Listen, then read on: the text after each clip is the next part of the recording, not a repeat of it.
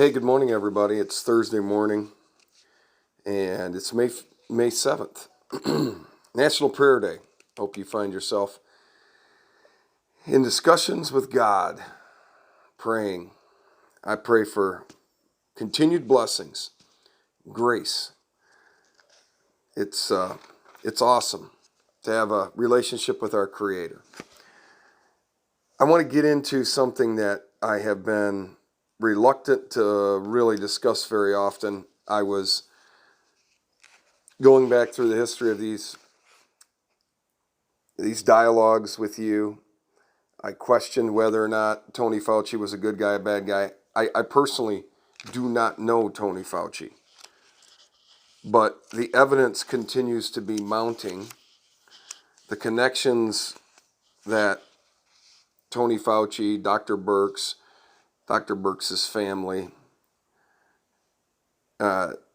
leads me to suspect that there are alternative motives.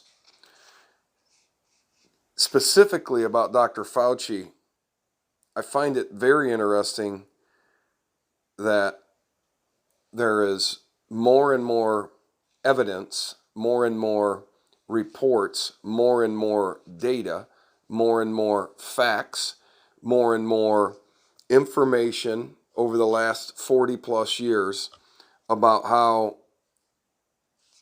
what I see on television, this apparently very smart, nice guy, well-dressed, speaks well.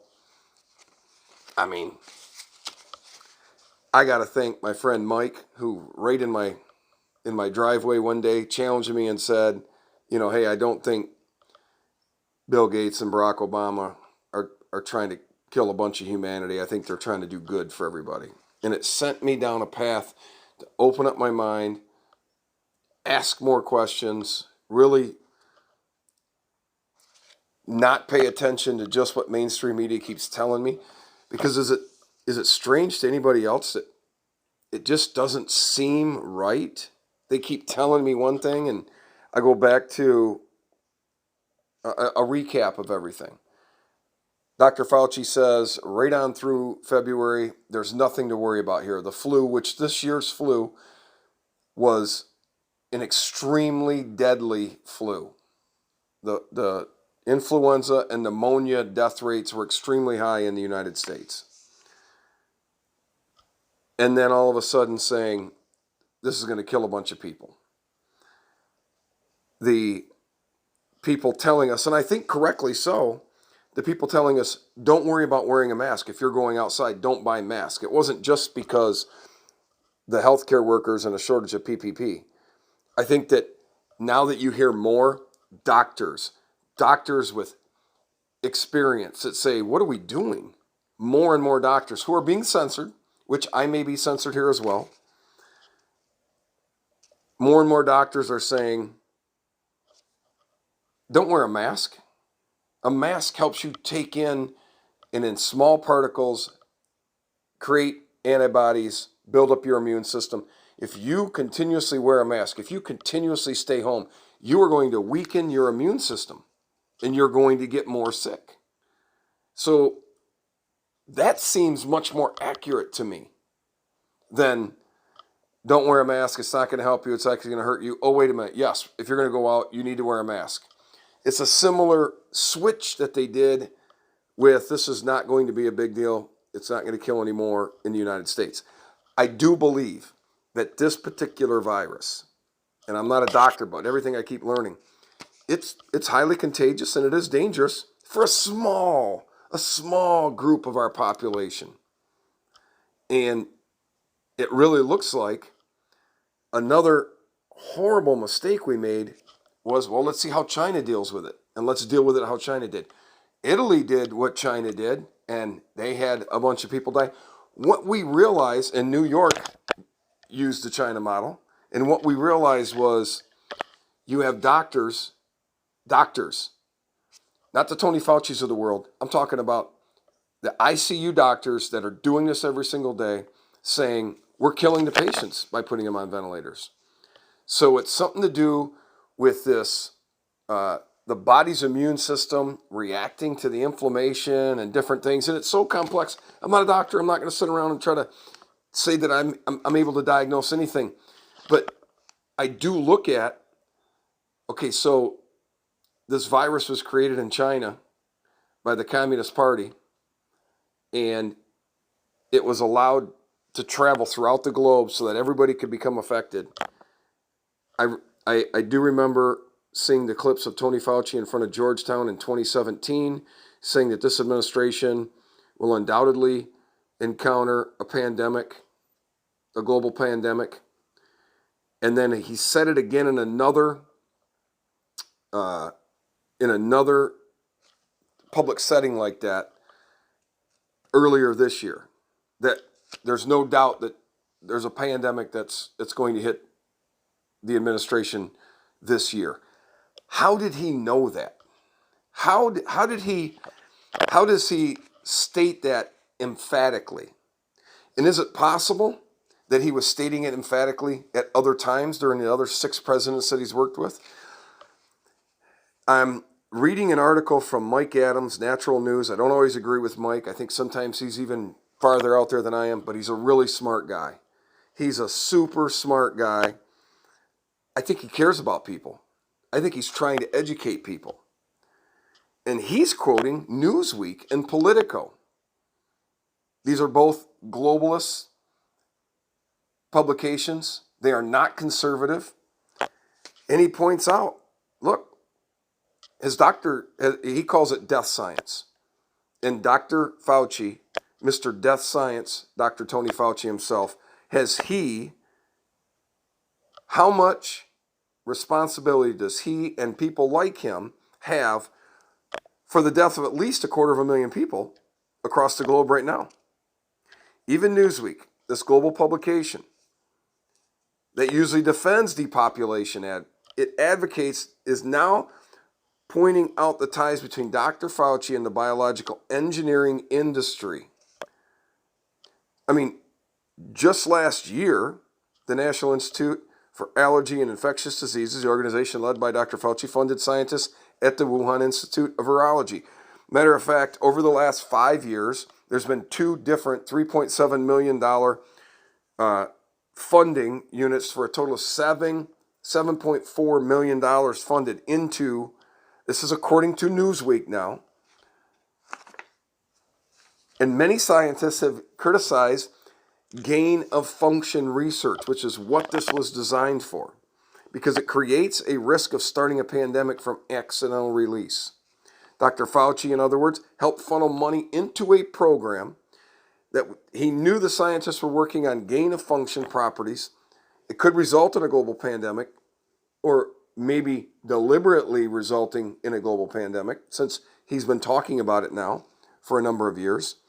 They even collaborated with Communist China, the CCP, to conduct the research, even though China is an enemy of humanity and has a long history of accidental releases of level 4 biohazard specimens. Why do I say China is an enemy of humanity? Mao killed somewhere between 60 and 70 million of his own people. Right now in China, there are more than 1 million Uyghur Muslims that have been put into camps to become re-educated. I have not bought an item from Nike in a number of years. I do not see myself buying an item from Nike again. We know that they have taken advantage of Chinese labor laws, and then we want to wear their swoosh. I'm not doing it. Engineering a weapon system to specifically attack human physiology.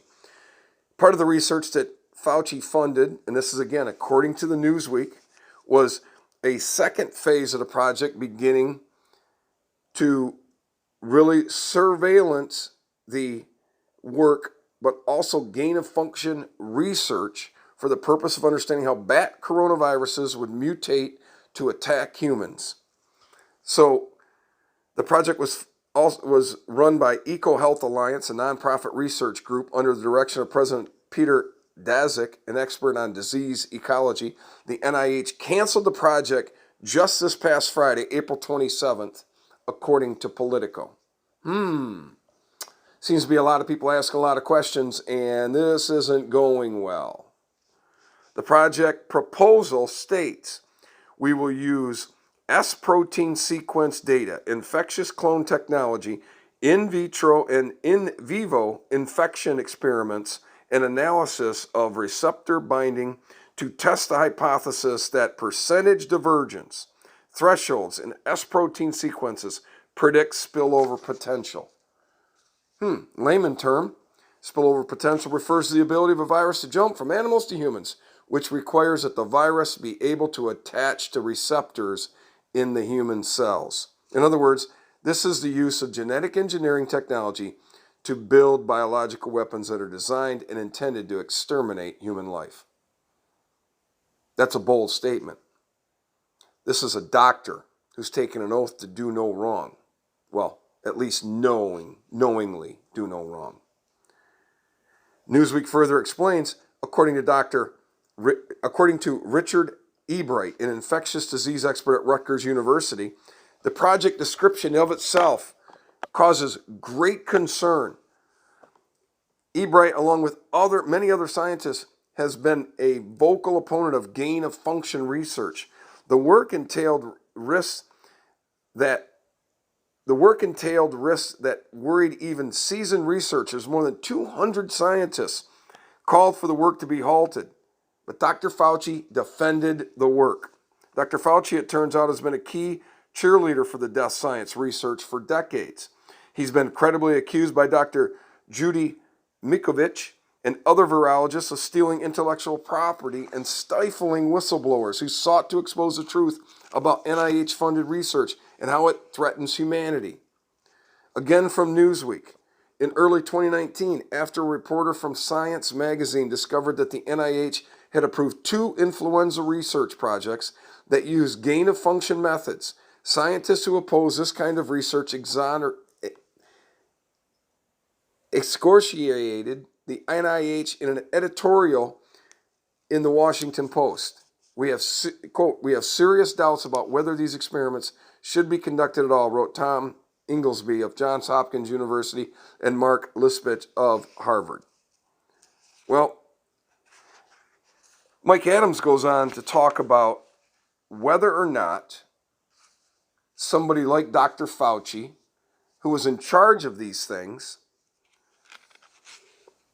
should be investigated and tried, and if found guilty of committing a criminal offense, if he deserves the death penalty. And before you say, whoa, that's getting out there a little bit, right? When Nazi Germany was defeated, the doctors that were performing mass experiments on humanity were tried, found guilty, and they were sentenced to death. Some of them were funneled out of Germany and became some of our leading scientists, unfortunately. They were connected to the right people in the OSS and the CIA. The ability for us to even think about if we are really being used as guinea pigs as part of a depopulation experiment is maybe one of the most difficult aspects or avenues of critical thinking that I can imagine us undergoing right now. So much of our civilization is based on trust. Trust in existing traditional institutions. One of the most important one is the doctor-patient relationship. And we can't imagine that we would have somebody trying to kill us that we would entrust. And on a mass scale like this, that only happens in Nazi Germany. That only happens in communist China, in Soviet Russia. That doesn't happen here in America. Or does it? I'm going to keep looking into it. I hope you do too.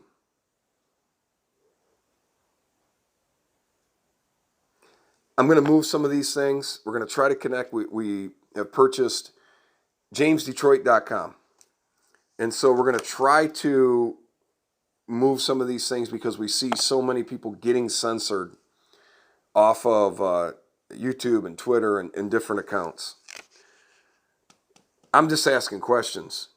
And I want to exercise my First Amendment right to be able to have dialogue with people, freedom of speech, sharing ideas. I'm not a hater. I'm a person that is in pursuit of the truth, trying to connect the dots. And I feel like together we can learn more. We do need to, I think now more than ever, question what is happening and question why are they telling us to do these things. I don't plan on getting a flu shot ever. So many of these flu vaccinations and so many of these other things apparently are they're put together and they're nurtured, and I forget the scientific term, but they're cultured with and created with animal byproducts. And you'd say, well, of course, I've been doing that for years. Over and over and over again, for the last 40 years, it's proven that these coronaviruses are not naturally occurring in humans. They're naturally occurring in animals, and we've linked them because the people that were doing this research realized it and tried to stop it, and the people that are in this death science camp, they've got the power. They have the ability to be able to decide what we know and what we don't know. Well, let's try to get back to some basics. I appreciate all of you.